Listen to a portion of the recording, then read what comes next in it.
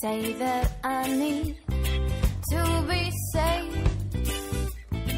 Say with me, the devil got his way. I want to know how when you are praying, when you are doomsdaying, how you think you know that someone is listening to what you are saying. Hello, welcome to Freethinking Island, where the prevailing winds of reason blow and the waves of logic and evidence flow. My name is David Ince, aka Carib Atheist, and it is great to be back here on Freethinking Island with you. Last time we were in Flushing Meadows in New York. Now I'm actually in BIM in Barbados, coming here and feeling very, very relaxed and very happy. And here, of course, with Joy Kalua, Queen Holloway.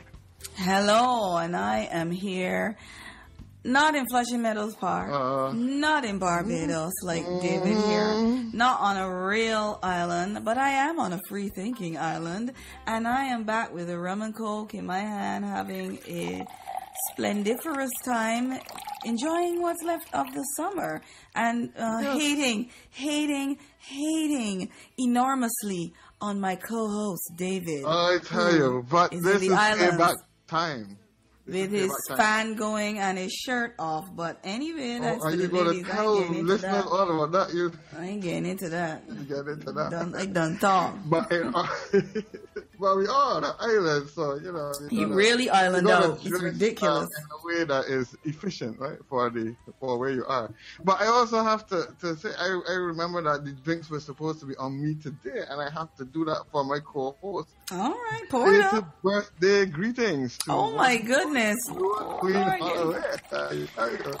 Pour them up and I'll have them. So margaritas. I'm making it up to you. Margarita. In Barbados, I have not forgotten my co-host in the Freethinking Island. Although not the little Bajan island. But it was great to see Joy in Flushing Meadows. At least we were together, not on a literal island, but Freethinking Island. We went around, we spoke to some great people there. Yeah. And you can check the YouTube video that is out on that Freethinking Island does the Blackout Secular Rally. It was a great event. Congratulations to Mandisa Thomas and Ayana Watson on that. And that was certainly very, very good. And then we also had our Caribbean Secular Alliance formation the day after. So it was a great weekend and a lovely prelude to come in here to Barbados. So there's quite a bit. It was a productive weekend, and we got to meet so many people, and it was so fantastic meeting everyone. I mean, again, Hilaire, meeting, seeing David again, also meeting people like Mandisa in person, Ayana, Jeremiah Kamara, who does the slave sermons on YouTube, which is a really, really deep, interesting, funny series. And of course, it got to send a shout out to Yardy Skeptics, of course, and Skeptically Speaking, that's a given, or brothers over there in Jamaica. And another Jamaican, Laurie James, was like she was like a supernova. That woman was amazing. Check out the video. They call you the mad pacer, but she don't hold back neither. Boy. I ain't got nothing. You got nothing on her, boy. I ain't got nothing for Laurie James. I ain't got nothing on her. She was a firecracker. She was really great, and hopefully she can join us here on the Freethinking Island. I would love that. I can't forget meeting Zay. I met Zay, Green, Duppino for Frighten. So it was a really great event that a lot of people, and this is the thing about social media. This is the thing about doing things like what we're doing. Right. We get to coalesce, we get to come together, we get to meet up, and the next day we form the Caribbean Secular Alliance. And of course we also had Sion. Let's not forget him. I mean, Sion Lewis, which I feel like because he's in New York, I always see him. Yeah, I know. But you see, for me, all these new people. That's true. Because for you, Hilaire and Sion, it would have been good if we had one or two of the other people. But it was so good to have at least some of the people who have been in this for a long time. And Dadlan, don't forget Dadlan. And Dadlan was there the of next course, day at the CSA. Who was at the CSA? It's right. And he also started his vlog and blog again. His blog is Shut Up Dadlan, and his vlog is the angry, the outspoken Dadlan. I can't remember. I have to remember it before, to plug it on the podcast. But so many interesting people. Smart, intelligent, thoughtful. And Daniel has been pushing the ideas out there, like all the talk about the formation. I mean, because I think that what's also been great is that a lot of people have been going on their Facebook and talking about it. I myself have actually gotten interest from people in different parts of the world saying what's happening, what's going on. So there's obviously interest in getting this thing going, and I was just really excited that to get that, and then persons like yourself were there, and we got that. And don't forget the people that called in on the phone. Don't forget people that called in on the phone the day after. Dawn Lewis, Clive Forrester, and people in the U.S. Virgin Islands. Jonathan and so on. Yes, Stafford, Jonathan. and so on. Yeah, so that we had a lot, and Dwayne, our friend Dwayne. Dwayne, of course, Dwayne, yes. And so it was really, really good. And Michael, from Hurling Humanist, who made everything happen, put everything together. So it really, so many things that weekend. It was productive weekend. It was a productive 14 weekend. people were there, 6 countries were represented, really productive, and lots of interesting ideas and good talk. And some of those things we will get into as we go through today too. But it's really important, I think, to get this kind of momentum going. And as much as we love being online, we love talking to each other, and we do get quite a bit of promotion from that and make quite a lot of progress on that. Nothing beats that face-to-face. Nothing beats being and hanging out with these people that we know so well. And as you mentioned it earlier, but it was great to see you after, as you said, all of those years, because people probably hear us every week and feel that we're in the same place. In fact, a lot of people assume that we do this from the same point, but it's great to catch up in the flesh. I mean, I wish that we had a little bit more time. You always wish you had more time to hang out, more time to do things. It always goes fast, but it was really, really exciting. And hopefully next year will be another Blackout Secular, and more people. Will be bigger and be bigger. Yeah, because it didn't have a lot of people, but I think it was important what it symbolized and how it was for the people that were here. And it was good also too. There was a guy there from Antigua, I can't remember his name. Kevon, Kevon, big up to him, because he heard my voice and he said, "Hey, that's right, you got a famous voice." You listen to the podcast, and I am so glad. I know, right? In the house. I am so glad that it's spreading. Tell a friend, tell someone. There are people out there. I call them the lurkers. I call them the stalkers. They listen. They don't say anything. And they're just processing all the information, which is good, which we like. We like skeptics. We like people that process information. And they're out there, and people are out there, and they're silently and quietly doing whatever. And that's why we're coalescing to let people like them know, hey, there is somewhere, there's a core, there are people who think like you do, and you don't have to be alone. And if things bother you, you can have an outlet, and you can have a voice. Much like other people. And of course, what we should do is to also let people know that they can contact us. I mean, myself, my own email, carabatheist@gmail.com. If people want to be a part of things and want to be involved in the CSA, that is where you can get me, Carabatheist, CARIBATHEIST, all one word. And of course, also freethinkingisland.com. We welcome you to and the Freethinking Island Facebook page too. Come on down. So there are many places in which you can interface with us, and so that we know that you're out there. Yeah. And we've already got, I think, we're close to 100 people that I think we're looking at least being part of this in one way or another. And it does take a lot of work to do it, but with people on board, with numbers, it can be done. And as you said, we always talk about Clive and Hilaire and the work that they're doing over there. Yep. you hear me now and everything with the group. But clearly more and more people are coming on. The enthusiasm is there. The excitement is there. And even as I have come here to Barbados, where it's not exactly that secular, it is still good to know that we have these people in the Caribbean, and I'll be looking to link with them also while I'm here to get the Barbados secularity. Yeah, there's a couple people, but you know, as you talk about Barbados not being that secular, and I know you are down there. Not only is David hanging out in Barbados just because, but yeah, he's hanging out there, but there's carnival going on in Barbados, so there's all kinds of crop, as they call it. The international people know it as carnival, but it's got to call it crop over. We got personalized. We got crop over, Kaduma, Dufliki. Pasa, all kind of parties and hanging out. And, we were talking about that all the festivities, which, I know in Barbados gets, a lot of religion gets lost in all this kind of stuff, with people are very ambivalent somewhat. But you mentioned last week on, with Hilaire and Clive on their show. And you mentioned that, for the Pick of the Crop finals, if you want to get into that, it's called Pick of the Crop. It's a Calypso, right? The Calypso finals, the final competition where all the Calypsonians face off each other to see who will win the grand prize. And it's definitely secular. It's party time. It's a party atmosphere. Somehow a guy was praying. I mean, what could you tell me? This seems to be something that seems to crop over in the last couple of years. It's very interesting because it wasn't so before when I was living here. I never knew it to be. Almost everything. It doesn't matter what it is, whether you're singing or just talking something, or drama, or whatever. It starts with a prayer, and so like on that particular evening, they started with a prayer for the Calypsonians, and they talked about hoping that God would come into their lives and help them.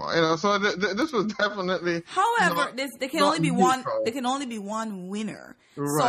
So God is obviously not going to be on the other people's side, and and then asking about God coming into their life. That means that you're coming to the competition and saying that what these guys are doing isn't good enough. So you would hope that God will come into their lives and help them to sing something else.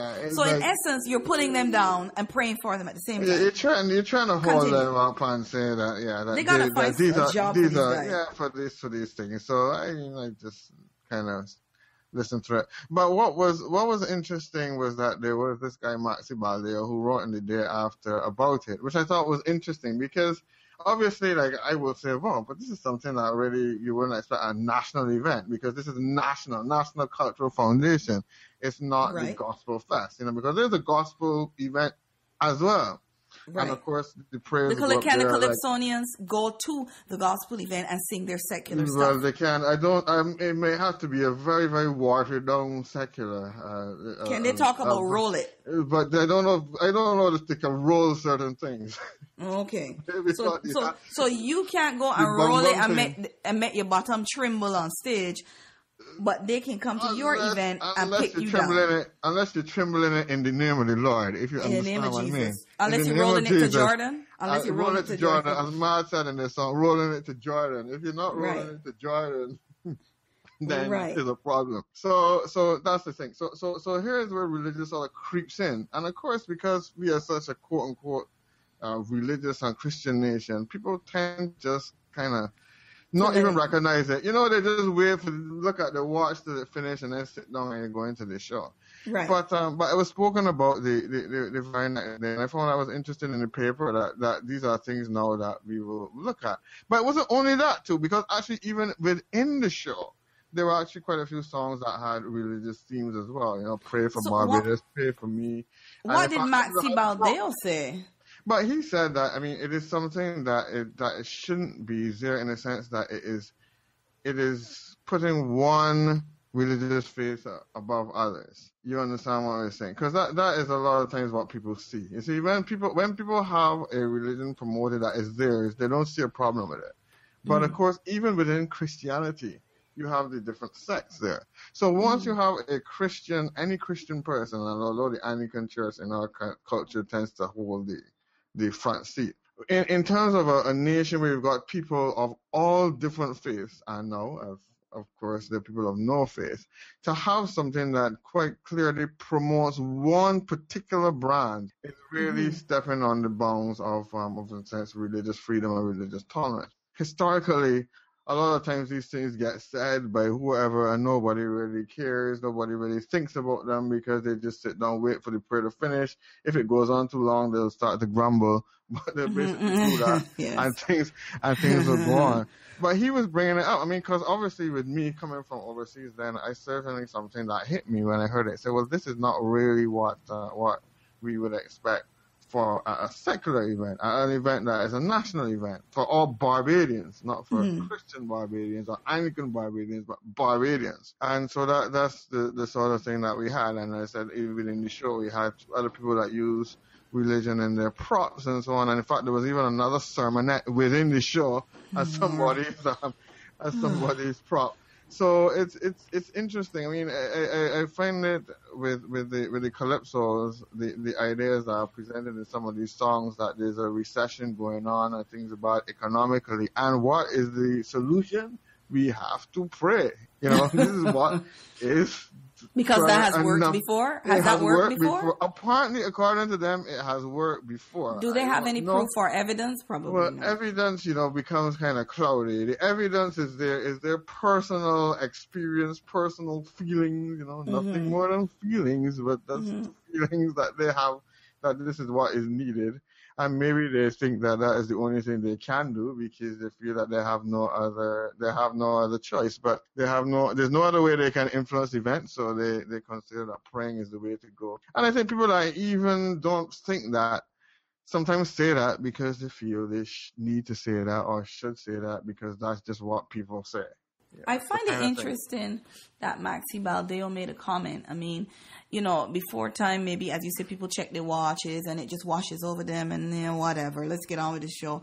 But, that's why that's why you form an alliance like the CSA, because a person like Maxi Baldeo, or as Hilaire was saying, you get information fed in from boots on the ground. These are the type of people, it bothered him enough that he said, I'm going to speak to this. I'm going to write something to the newspaper. I don't want to come to a secular event and be prayed at or preached to. I didn't come here for that. I would have gone to church. There are many churches on the island, and if I want to be preached to or prayed for, I can go there. And I think the time is now coming where people are emboldened to say, I don't want to be prayed at. I come to hear calypso. I come to wind up and have a drink and have a good damn time in the stands. I don't want to start it with a prayer. And I don't want to start it with you preaching at me and telling me I find God. I don't want to deal with it. And I'm glad that he put it out there because, you have to put the spotlight on these things and let people know, people, sometimes they don't want to hear it. Yes, sometimes people just don't want to hear it. And I think there are a lot of people who don't want to hear it. And not everyone buys into that what you're talking about. Not everyone. And there's some people that even if you do buy into it, that is not the time. Yeah, they don't want to hear it either. They don't want to hear it. That's not what we're here to do. Right? As you said, there are places where you can go and get that type of rhetoric, if that is what you like. Right. But, there are enough places where that has happened that it doesn't have to bleed in to the national festival. But, I suppose it always will be bleeding. And people will always say, well, it's a small thing, it's just a prayer where you're also upset about things. But the principle, like it starts like that. And I think, but it is privilege. I mean, we have to be clear on this, that it is a privilege that the religious have had for a long time. And it is a privilege that is not that easy for them to let go of and to feel, and when people have privileges that they lose, they often feel that it's a right denied. It feels like that because you've had it for so long that when you don't have it, it's like, well, I have a right to this. I have a right to be able to do that. So I mean, I think you mentioned the CSA a lot, and one of the things I think we should talk that came out about that CSA, because the Caribbean Secular Alliance, so people will be wondering what all that was about. But part of it is really also to listen to what's happening in the Caribbean, and we came out with, so that we can best respond to to the reality of that Caribbean in terms of trying to get this critical thinking and rational thinking there. Mm-hmm. And it's important to meet the people in a sense where they are at, so that we know where to move with it. And Mm-hmm. so even while I'm here, I'm trying to do, obviously I will always do talking, because I always end up talking anyway. But I do intend to do some listening to see where people are at, and try to remove the kind of emotion we get sometimes. They say, well, how could they believe that? How could they think that? How could they have that view? To say, well, okay, that's really where people are at. That's the attitude. That's how maybe they see atheists. That's how they see secularists, and then work to see how best we can then move from there. And dispel any misconceptions. And I think the non-believers and freethinkers and atheists have been cloaked in this mysterious cloud of mystique for so many years there, where they're evil people, maybe dark people doing stuff in the dark of the night. And I think that needs to be stripped and let people realize, look, secularity is not a bad word. Being secular is not a bad word. Actually, it's going to work out in the end for you, because when the Muslim hordes become real big, you will be sorry. You will be running to people like us begging, and please, secular, please, So it is not a bad word, and it's not like we're trying to force some kind of evil things onto society. Actually, we do not want any evil things to be happening to society. We only want good things to happen for people and good things to happen to people. So, au contraire, on the diet that you're steadily fed every week from the pulpit, from the likes of Pastor Pork Chop and Bishop Bullshit, we're not here to root you out of good and put you into bad. That is what it is all about. And talking about state-sponsored events where people forget that they're state-sponsored events and get crazy, we're going to talk, that happened in Barbados with the Anglican priest praying. Well, that seemed a little benign, but in Jamaica this week, we had Queen Ifrica. People know Queen Ifrica. She's a reggae singer. I seen her perform once at Madison Square Garden. I thought she was a quote-unquote righteous. She maybe think she's a righteous sister, a righteous daughter, or whatever she is. And she, Jamaica celebrated their 51st national independence there on August 6th this week. And she got on stage at the Jamaican, it was another state-sponsored event, Jamaican Independence. Jamaican 51st National Independence. And she got on stage, and she was going to perform, and she usually does really good songs and real deep, thoughtful. But she decided to start blabbing on about homosexuality and how she's straight and she got a man and bun out the gays and this. And I just thought to myself, gosh, 51 years, and just stop, just move forward. And, she was saying, they don't want anyone to tell them what to do, and they don't want to remove the buggery laws, and nobody going to tell them what to do in the world. And I'm just thinking to myself, okay, yes. Why is it that you want to do bad things to people, but don't want anyone to tell you not to do bad things to people or backward things to people? Right. And right now it's in a roar, hello, this is a state-sponsored event paid for by the taxpayers of Jamaica, taxpayers who might be gay, and here you are assailing them on stage. Yeah, I mean, what is that?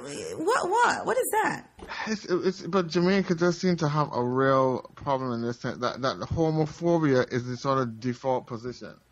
Yeah, but I mean, for 51 years of independence, you got to talk about homosexuality. You're supposed to be talking about what your country doing. What lifted you up, and really, what brought you? Positive things, the thing that really push you forward. But it does seem that in that culture that there's this need that part of being patriotic used to be being homophobic. And that's bad. That's very, very unfortunate. I mean, bad. I mean, you talked about it is bad. His story and so on. Yeah. It's really, really taking away the rights of people by these kind of attitudes. So I'm glad that people are calling out. Yeah, they're calling her out on it. Calling her out on it. And I think really, I think that if you are weaving your patriotism and your nationality behind the ideas of disenfranchising people from their rights. If you are weaving your country's identity off of homophobia or off of racism, like in a place like South Africa before apartheid ended, if you are in the South of America with Jim Crow laws, if you are basing your nationality and your patriotism and the identity about your country on homophobia or beating up people or being mean to a certain segment of society who are just trying to live their lives and love who they want to love, you're going in the wrong direction. You're not going to make another 51 years. I mean, where are you headed? It's not a good thing. She shouldn't have been there. Yeah, you don't go there. And the thing is, I mean, Jamaica have a lot to be proud of. Yes, in so many much. ways. I mean, even today itself, I don't know if you saw that finals of 100 meters where 4 of the 8 finalists in the World Championship were Jamaicans. Exactly. She could have talked about that. She could have talked about that.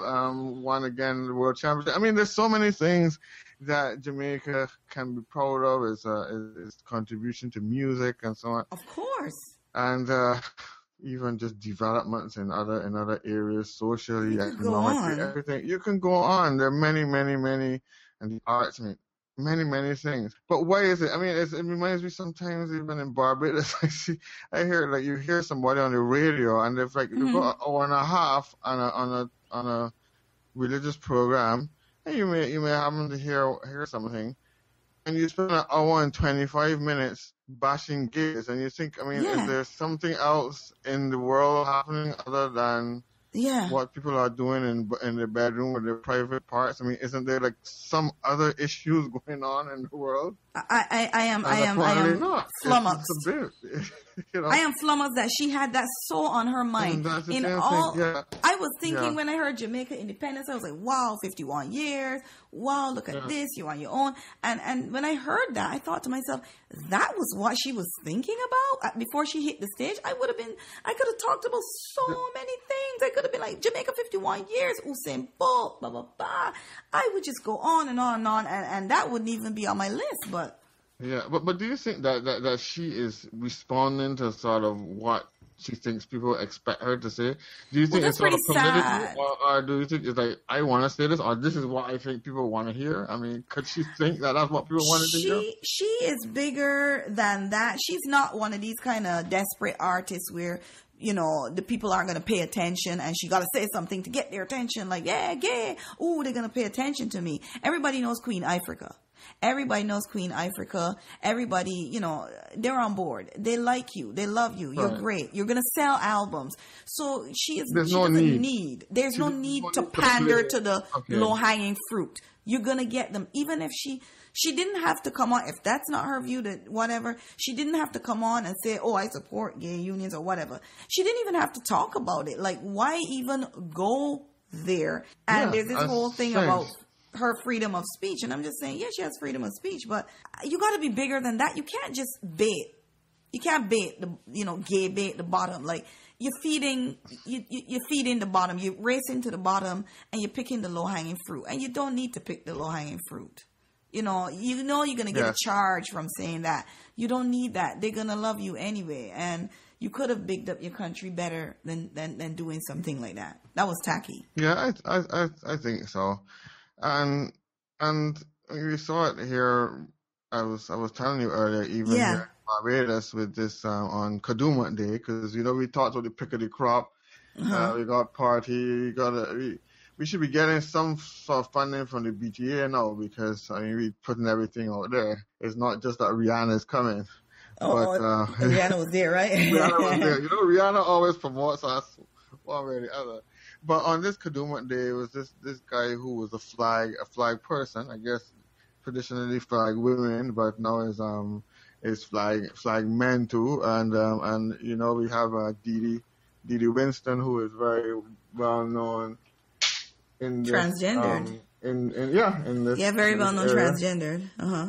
And this guy Justin Polian was apparently pelted with stones. And he's another fly person, apparently because of his gayness. So this whole idea of slurs about his sexual orientations thrown at him while on Kadooment Day, a day of fun and frolic and where people are supposed to be together and enjoying themselves. Some set of people felt that this was the day to make a statement of their homophobia and to actually attack him. And so the police are still investigating that. And this is in Barbados, not Jamaica, right? Barbados. This is funny that you say that, people pellet, because Barbados on Kadooment Day is a time to get wild, and a lot of guys who identify as being straight do cross-dress and dress up like old ladies and do weird things like part that. Of the culture, so this kind of stuff is emboldening people to now think that it is okay for me to,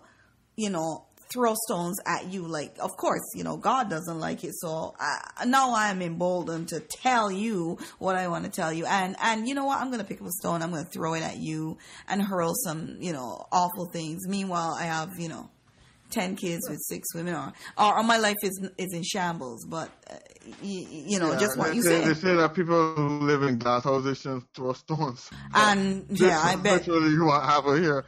But I bet you they have some. I bet you they're from some glass houses. I tell you, I'm sure. I mean, the guy Daniel Piggott, who is from the Be Glad, the Barbados. Gay, lesbian, and lesbians against discrimination. Right. Right. He was saying that, that people who inflict harm on LGBT individuals often felt that they were justified in their action by spouting biblical rhetoric while throwing stones at and homophobic slurs. Mm-hmm. So, this is not an article or a discussion on sort of religion per se, but even in that activist group, there is that recognition that there is the religious aspect that is, at least in some way, a motivator. And that is why, it's not that we're saying that everything that's bad comes from religion, but that there is a religious motivator for these things. And therefore, we need to look at the whole strength that religion has in our country, because once you believe in a God, any God really, and you believe that God can tell you what to do, and that God can't be questioned, and therefore that if the God is all powerful and all good, you should be following it, and you can just do whatever you want, and there's nothing really to hold it back. And that's really, really, really why we want something like the Caribbean Secular Alliance to be and to be influential and to be actually have an effect on the Caribbean because of things like this, many social issues where religion has its hand there. Yeah, and it's true. Once you have a pushback, once the gate is down, and it's like, of course, Queen Ifrica talking about the buggery laws, which spins out of religion, which is old colonial leftover that the colonial masters, have just allowed gay marriage anyway in England. So the colonial masters have moved on, but you're still holding on to something that's old that even the colonial masters have let go. It is that whole, again, righteousness, this religious rhetoric that I am righteousness. I am carrying out God doesn't like this. So that means I have to be God's enforcer here on the planet. Now, right. There's nowhere does it say it does say in the Bible to stone people. So they figure, God says to do it, and I've got to go out there and do it. God also says that you have to stone people that work on the Sabbath, whichever day y'all can fight and figure out which day it is, Saturday or Sunday. Go and beat each other up and figure out which day it is, and try stoning my ass. Let's see that. God also doesn't like you to eat pork or do all kinds of weird things and wear combined fabrics and fornicate and adulter and get divorced and all this crap. But I don't see people, throwing stones. There should be a stone throwing fest going on. I tell you, there should be stone every rocks day. Flying. Rocks flying. There should be dents in every vehicle in Barbados. Because, you know what I'm saying? Because every port line, port line, I forget. They should stone down the port line. Yeah, I tell you. Port line stones should rain down on them barbecue pigtails. Because people in Barbados love a barbecue pigtail. And number one, you ain't supposed to eat pork. Could you imagine the tail? Big rocks. And especially on a Saturday, on a Saturday. Because we even got putting a sauce upon a Oh on the Lord, Saturday. I forget about putting a sauce Saturday. Invasion upon a saga. Panasarda, all them pig ears eating, pig foot eating, because they always talk about the cloves, the cloven foot. Number one, you ain't even care. You eating the foot, you eating the skin, you eating the ear, you eating the snout. All of that is going on. All of these things which are abominable to this God, and you should be abominable. Nobody is talking about. Everybody chooses to ignore that. It's a beautiful cherry picking. And you want to point fingers at a person like Didi, or you want to point fingers and you want to stone throw people because, again, they're easy target. It's because you don't do it, and that all comes out of religion. And when you call these people on it, they can't give you an answer. You have to stone yourself at that point.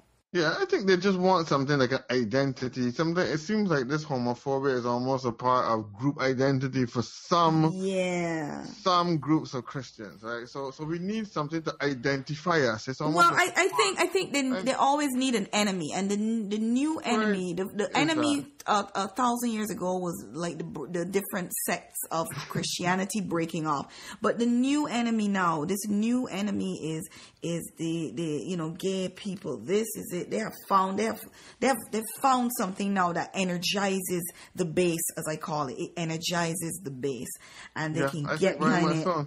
It energizes the base, and talking about that, talking about the whole thing with Queen Ifrica too. A cross-dresser was killed, and as you spoke about this guy getting stoned in Barbados, I'm sure he might not have been harmed, or they threw a few words, but a cross-dresser was killed in Jamaica, just for being a transgendered person. Killed. He was shot. He was stabbed. He was really brutalized. Really brutalized. Overkill. But you know what? That's very serious. If anybody reads Deuteronomy, that's what God does to you anyway. He overkills you. So again, you got this kind of behavior where you feel emboldened to do these kind of things because your God tells you. And then if the rest of the population buys into it, it's kind of like, oh, well, he shouldn't have been doing that. So, we're doing God's work. So I think, we got to have a place or a set of people, like, what we want to do, or a set of, like, I call it, checkpoints or security or eyes to say, hey, no.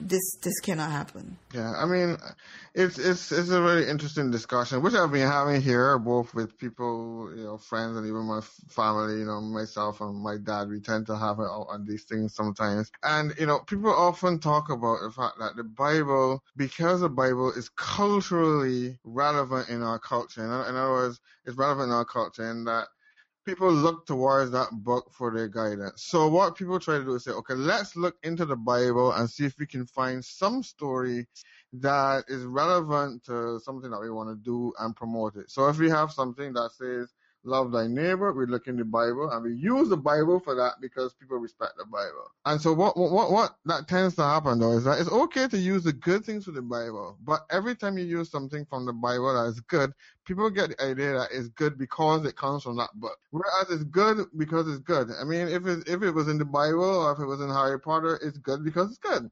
Yeah. But if you start giving people the idea that something is good because it comes from the Bible, or because it's not that it's just just normal thing. It's because it comes from the Bible. Then they start respecting the Bible more, so that when they look in the Bible and they see something atrocious, and it's something atrocious, but something that they support, because we as human beings sometimes like something that's atrocious, they feel justified in using it, and that's why I think we need to be moving away from the Bible as the guide document.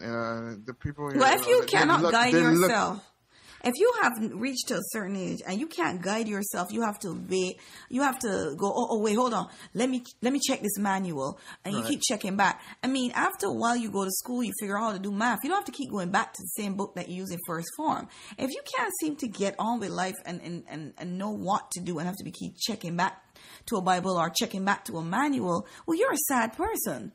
But you're pretty, where are you intellectually, and where are you, are you moving ahead in life? Because you're supposed to know basic things. You're supposed to just know how to be. I mean, when you go to a job, you don't check the Bible. The job has its own set of policies.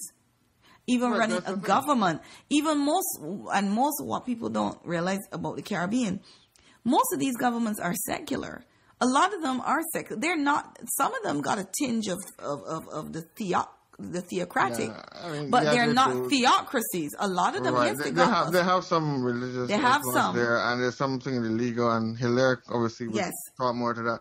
But yes, I mean, we're not theocracies, right? No, because we would have to mandate Sabbath days, and we'd have to, like, you get lashes if you don't do X, Y, and Z. But collectively, they're not theocracies. As much as people want to scream and yell about, oh, there's a Christian nation and here, there, and everywhere, they're not theocracies. Because if it was a theocracy, half the people screaming about this is a Christian nation would be scared as hell.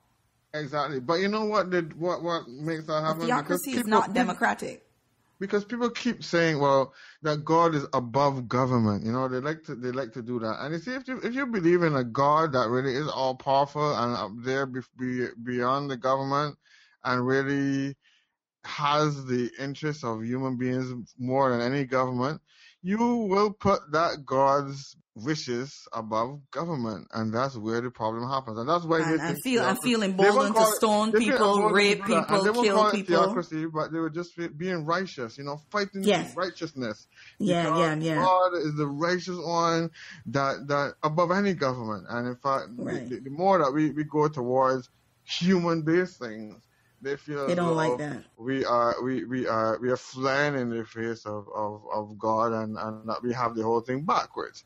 But that's why the thing about evidence. If you can't have evidence for your God, and this is what I try to get to the people here when I have discussions, is that they want the God to be personal. Well, I can't justify him to you because he's in my heart or as a personal experience, but they still want that belief system to be spread out to everybody else in the country. Yeah. So it's like it's personal to me, but I want the ability to be able to impose it on everybody else. So it's personal to me. It's personal to me, but I want it to go public and affect my neighbor who is a Buddhist, and affect my other neighbor who might be, nothing. You can't have it always. So as they say, put up or shut up. I mean, the thing is, either you give the evidence, and then you look at the evidence, and then if the evidence is good, everybody you can be justified in trying to make it something that everyone else should follow, or you keep it to yourself then because it's just yours. In your own realm, you take it, you do about it in your own little corner, but don't deal with it with other people. And I'm talking about the little corner, as I was saying to you earlier, that I think that is one of the things with the atheists here in Barbados, and because as people may know who have who've read the blog or who've listened to the podcast, it's 2 years ago since I've been here, and I would say that there is, I think, a recognition that secularism is growing. There's a recognition that non-believers are there. As a matter of fact, when I talk to some people, they say to me, oh, they know other people, or they met other people now who don't believe. So that's good. That it's not just only me now, right? They don't. When it comes to the activism, I think this is where it is different, because 2 years ago, I was really mainly just coming to terms with being an atheist and trying to explain to people that I really didn't believe and how I got to that point. Now I'm comfortable in that part of it, but now with the CSA and everything, I'm now at the point of really actively trying to promote a way of life, I suppose you could say. And that is where I think a lot of a way of life, a way of being, I guess a way. I mean, depends on how you define it. But I think people, that's where they get taken aback. They feel like, wow, now this is you're going to impose your quote unquote atheist lifestyle on me, and why should you be doing that?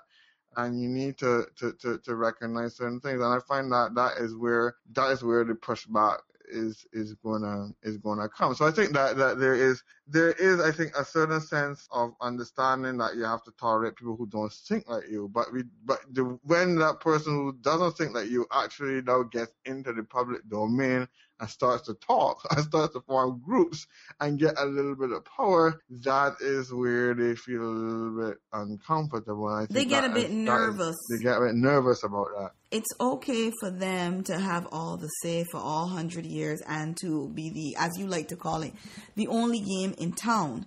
If one person over there is saying, I don't buy it, they don't care. But the minute you start to form groups like the groups they have, Right. that they have had for the last 2,000 years, it's like, oh, why do you want to do that? Why do you want to do this thing? Why are you gonna harass me? And I feel like that's projection, because you harass people. I think it's a so projection. obviously you feel like we're gonna harass you. No, we're not gonna harass you, because you know that you've been harassing people, and pretty bad too. And you've been doing it pretty well for 2,000 years. So you feel that somebody's gonna come for your ass and give you the same medicine that you've been dishing out. No, that's not what it's all about. And I see that a lot, like, why do you have to do this kind of stuff? Why can't you just be quiet about it? It's almost like, well, please don't influence other people. Please don't, please don't let the other people know that it's one big giant fake lie. That's the subconscious message I get. Yes. Do you find that people are asking you, like, so why do you guys, you mentioned, why do you need to form something? Is that making them nervous? Like, it's okay if you don't believe, just go over there in your little corner. But now you're getting vocal. It's like, oh, wait, I'm getting nervous now. I think so. I think they are getting a little bit nervous. And as you know, people who are on my Facebook friends know the very stalkers. well. The stalkers, they don't get, the comments might be 0 or 1, but the readers, they're watching. The eyes are there, and they know what's going on, and I think that makes them a little bit nervous, and they see us. They see us as another religion. I know we've had this argument a lot of times where of course atheism is not a religion, it's not a set of beliefs and so on.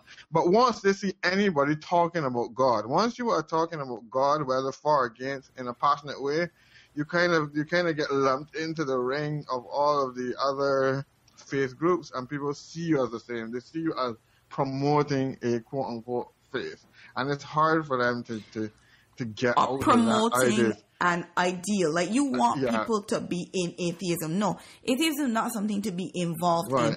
It's basically like you don't believe in any other gods, and you go about your life, go to the beach, walk your dog, do what the hell ever you want to do. You don't have to check in anywhere. You don't have to buy books or become part of a book club. You don't have to like Richard Dawkins. You just go on your life. It's like stamp collecting. I don't stamp collect. Neither do I. Okay, what's for dinner? I like ribs and you like lamb. Yeah, they don't get it.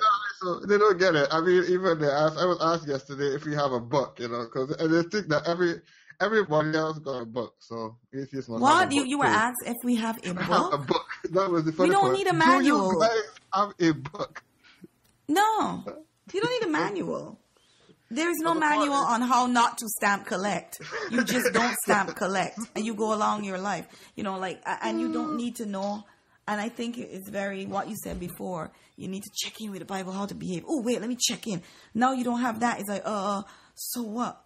Well, what do you do? Do you have a book? And it thwarts all thinking, because you can't even, you can't even function without that. And, and your whole worldview is based on that. So, like, if you are not a Christian, then do you have a book?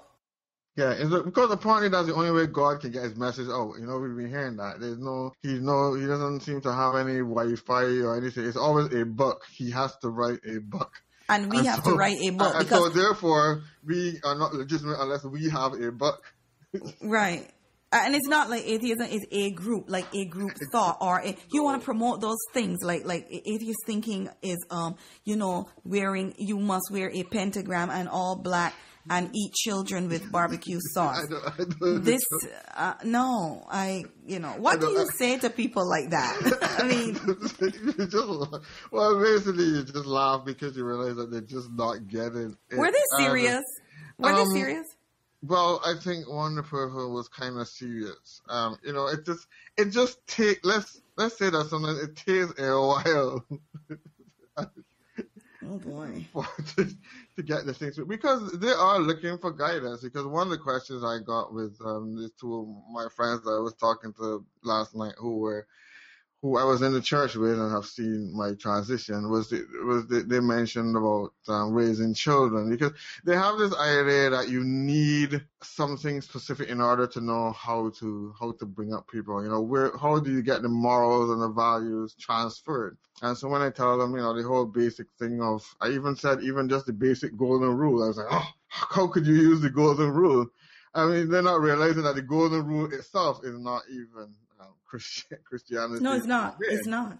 So they don't even know it. They don't even know. But the fact of the matter is that they would.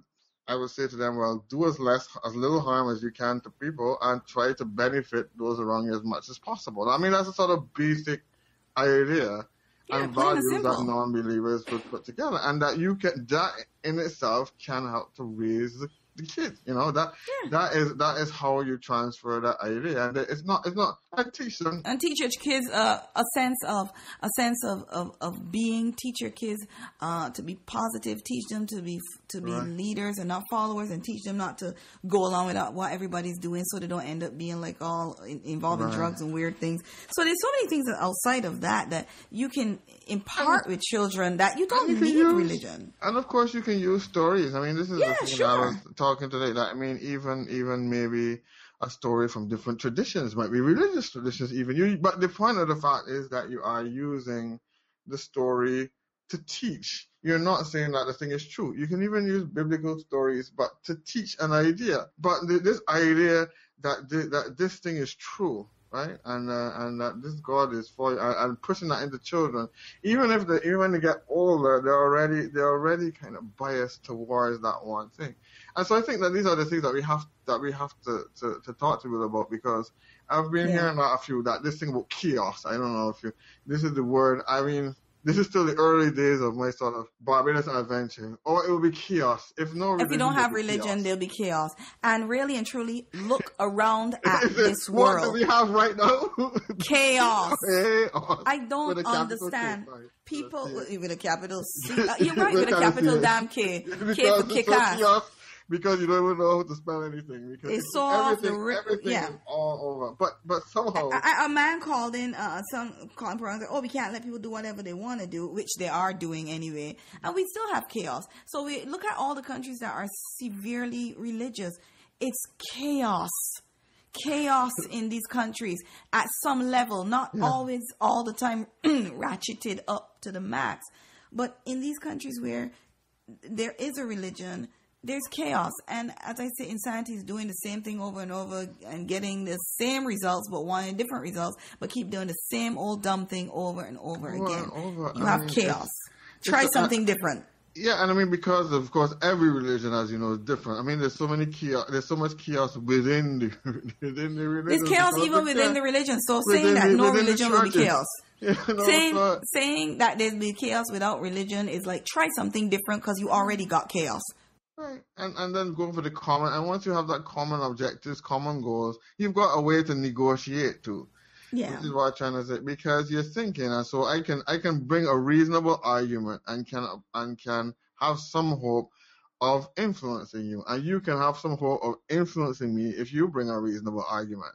But if neither of you bring in a reasonable argument, both of you just bring in a straight-faced doctrinal position, there is no chance for movement unless you move by force, which of course is what happens a lot of times in the world. I have the force, so I make you follow my religion, or I kill you, in the worst cases. And it's a lot of these links between religion and that kind of behavior and dogmatic attitudes people don't see, and that's why I think we as secular people do need to do, and that's why this organization, and I mean, just to say a little bit more about it, is that we are looking to have representatives for all the different islands. This is one of the things that we want the Secular Alliance to do, to be able to have representatives from eventually all the Caribbean countries, because we have now about 5 or 6 countries that are pretty active, that we had even represented at that first meeting. But if we can get a wider group of Caribbean people, then we get stronger. So it's not just to be deep within the countries, but also to be wider among the countries, so that we can get these ideas put forward, so that wherever you are in the Caribbean, you're hearing people talking about these ideas, and they don't remain abstract and far out there in some distant place, but actually among you, that we are there. And also that don't have misconceptions of who non-believers are, or, you know, like, again, as I said, not weird people, not destructive people, not here to create chaos in your country. Actually, we want to create order from disorder. So, you know, and I'm, you know, it's interesting that you're talking to people and clarifying that, yes, you are the same old David. You're not weird. You're not doing weird things. You're still connecting with them. You're still friendly. You're still okay. Nothing happened to you. Right, you just exactly. don't, it's just kind of like not collecting stamps. You just don't buy into anything.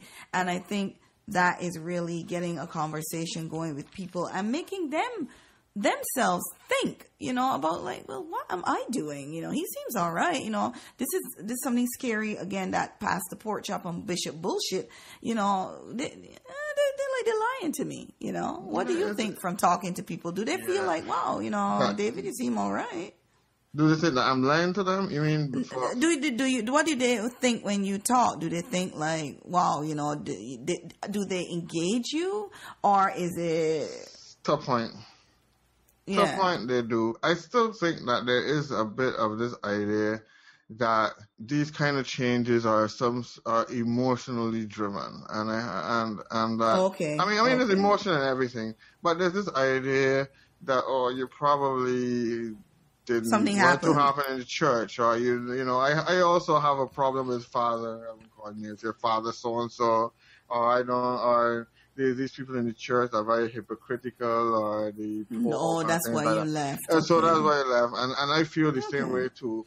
But they don't realize that it's actually just looking at the evidence and simply recognizing something's not there. I think there's also the going through a phase thing, which yes, you know, people think that this is only people at 13 or 14 get these get this. You get phases. But I think that you could be 80 and there will be people that will be telling you you're going through a phase. That you're on a journey and that you might not necessarily end up there and so on. This is just where you are now and so on. As I was told this weekend, you know, God is going to lift me up. I don't know what that means, but anyway. I've been told that too. But I think, you know, that there's almost like you're playing for the different team and they're trying to figure out how to react to you playing for a different team. It reminds me a bit, you know, we have this in the Caribbean now, actually very popular, the Caribbean Premier League in cricket.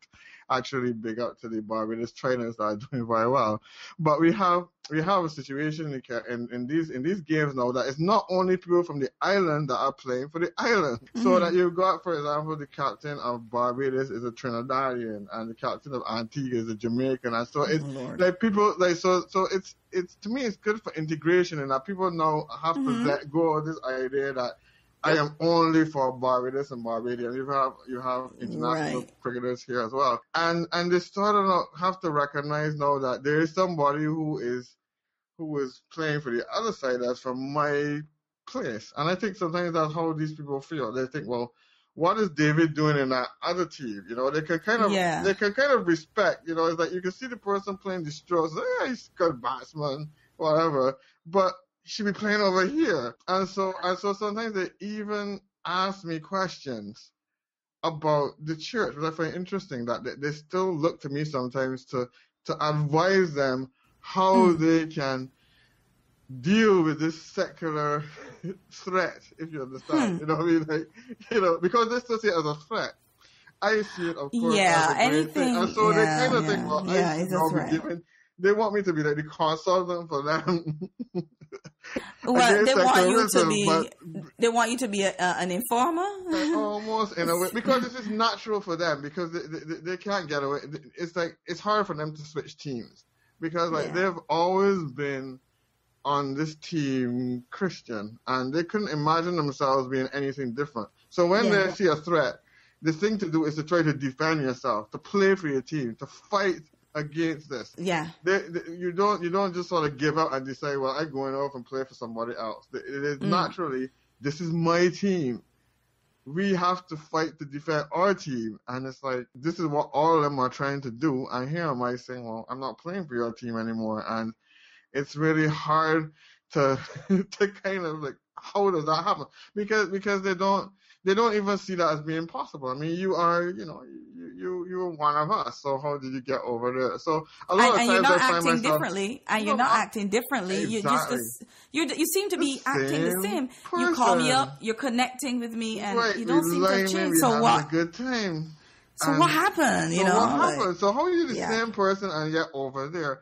And you're not. You're not everything that they told them that you should be. Right. And but I like that because they end up by saying, but they say to me, like the people I saw last night, but you are non-religious, but you are one of the most caring, loving people that we know in life. Right. And it's like, so this, and then they will also say that there are many people in the church that they look at and they see, but this person is not good at all. So that is definitely creating a little bit of uncertainty, a little bit of doubt in them. And what I realized from that kind of discussion, that is as important to demonstrate the kind of person that you are to people in the church as it is to bring the arguments, to bring the logic and the reason, which is also important. But that in a way, your example, in religion and Christianity, they always talk about living your faith. In a way, we have to live our non-faith. You have to live and show people. I mean, it takes a while because they will say we're not truly happy and this and thing, but if we show them that, I think that we're likely to make a difference as time goes on. So, I mean, I don't intend to stop talking, about these things, obviously. Here I am. But what I find interesting is, at least with people who the last time I was here, would be talking to me about trying to take me on my atheism. Like, why don't you believe, and look at the trees and look at the garden, look at the sky and God made it, whatever. I don't think that I will get a lot of that. Maybe later I'll get more, because I think people now realize that my position is well thought out, well articulated, etc. And so I don't get that kind of, as much that kind of pushing back against the basic belief. But it is this idea of why are you out there fighting for the opposition? Why are you there smashing or bowling, to use the cricket analogy, to all parts of the ground, instead of being out here playing for us so we can call on you to actually defend this? And this helps them to feel like they are the ones being sort of quote unquote persecuted too, because they still feel that they are the weaker ones, even though they have so much of an institution behind them. Well, that's their default position. They have become all religions, Islam, Christianity, all of them. They're experts at professional victimhood. This is their thing. They're like a tempestuous child. They can't get their way. They throw a tantrum. This is what we've seen before, professional victimhood. But, I'm glad that you're out there and you're talking to people. In the trenches, quote unquote. In the trenches, you got the boots on the ground. I got the boots. Talk to some more people. And as we move on with the CSA, we will be, becoming more vocal and more visible, and we're not going to be yelling angrily, trying to upset, things. It's only about making wrong things right. And they're going to see more of that. And then it's going to smash all the preconceived ideas that people have held about people that don't believe in any dogma or any religions or any gods. And they're going to have to deal with us in the public square, and it's going to be interesting. It is going to be interesting. I love it. It's exciting. And as I said, while I'm here, I look to get a Barbados forum together. I want some of the Barbados non-believers. So I'll be get them on the show. See if we can get them on the show. That is what we're trying to do, to get Freethinking Island Barbados forum.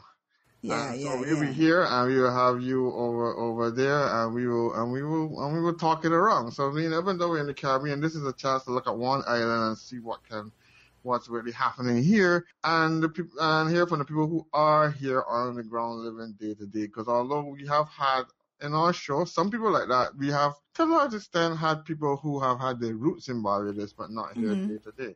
And I'm really looking forward to hearing from the people. As I say, listening is such a big part of this CSA.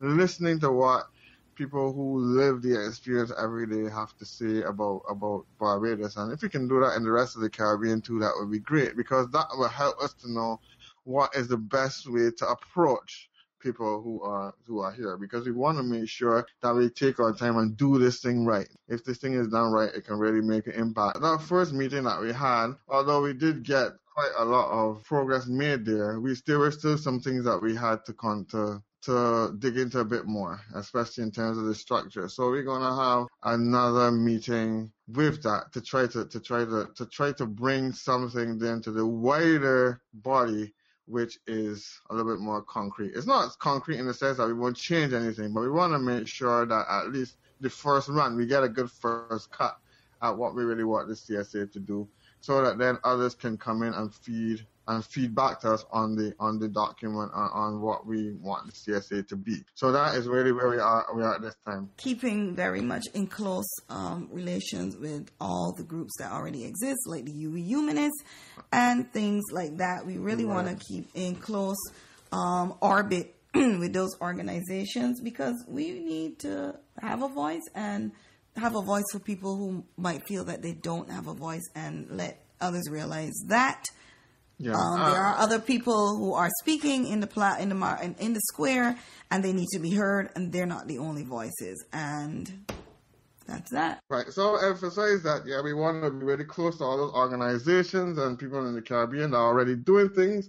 But if you want to contact us, and we obviously hope you will want to contact us, because that's why we are here, you can do so by contacting me personally at caribbeasius@gmail.com, or you can contact Freethinking Island at gmail.com if you want to be part of it, but you also maybe want to talk about the show that we have here, because everything is together. I mean, once we hear from you, then we can bring it together. There are other podcasts out there, even people like Hilaire and Yardi Skeptics, Hilaire and Clive. So once you get in contact with us, then we will get in contact with you, and you will get a chance to share in whatever it is that we are doing.